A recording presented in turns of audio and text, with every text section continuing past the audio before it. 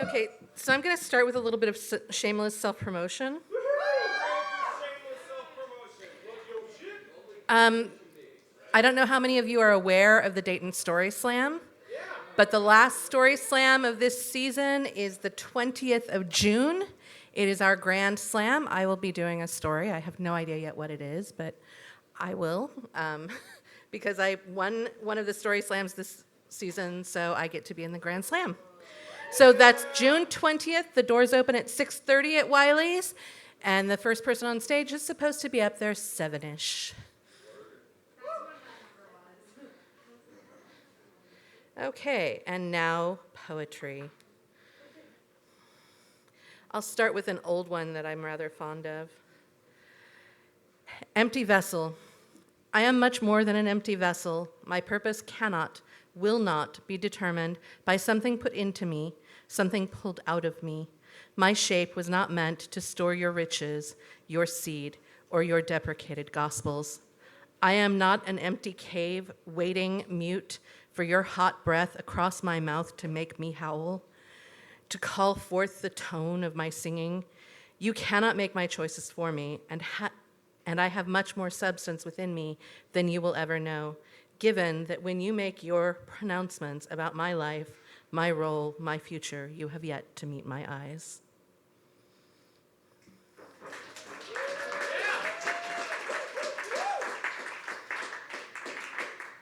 And then this one is new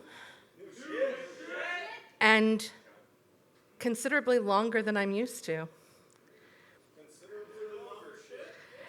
Yeah.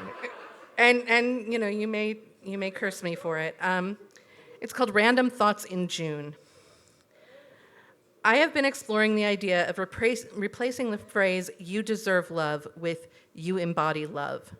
I distrust the idea that love is something that comes to you. What do people deserve? Is it possible to pursue happiness in the form of external love when you are struggling just to survive? The love we deserve keeps us looking outward for love, seeking it from others, longing for it as a form of external validation. Instead, we are a body of love, ebbing and flowing. The love we receive is, first and foremost, the returning waves of the love we send out to wash upon the shores of those we meet. Speaking of love, I wonder more and more what happened to the girl who introduced me to the fragile wonders that blossom when lips meet and tongues tease.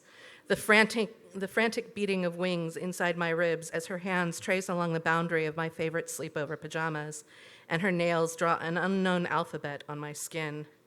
Does she ever think back on those distant summer nights, feeling the same tingle of secret arousal? As we drove across the country to another ocean that would lead me to a new home and a brand new me, I had yet to learn the Arabic proverb, "Time is made of gold." If this is true, I am sitting on a dragon's hoard that I never really wanted or even imagined might be mine. How many times did I make the drive across country, coast to coast, top to bottom, as a child with my family, as an adult with wolves at my back? For a time, Da Vinci waited tables to make ends meet.